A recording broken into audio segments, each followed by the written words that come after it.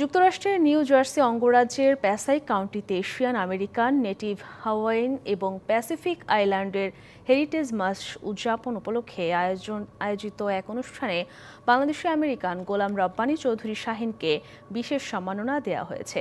New jersey প্রতিনিধি বিশ্বজিৎ দে বাবলু জানান, সুদীর্ঘ ৩ দশক ধরে নিউ জার্সিতে বসবাসরত প্রবাসী বাংলাদেশিদের অর্থনৈতিক উন্নয়ন এবং ক্ষুদ্র ব্যবসার উন্নয়নে অসামান্য অবদানের জন্য ব্যবসায়ী শাহীনকে সম্মাননায় ভূষিত করা হয়। এ উপলক্ষে আয়োজিত কাউন্টির হলরুমে অনুষ্ঠানে শাহীন ছাড়াও ডক্টর মিনার্ভা গুটম্যান, তাহিরুল ইসলাম নানু, মুকেশ পান্ডিয়াকেও বিশেষ সম্মাননা প্রদান করা হয়। গোলাম রব্বানী সিলেট জেলার দক্ষিণ সুরমা উপজেলার খানুয়া গ্রামের আতর রহমান চৌধুরীর সন্তান। তিনি ১৯৮৬ সালে যুক্তরাষ্ট্রে পাড়ি জমান।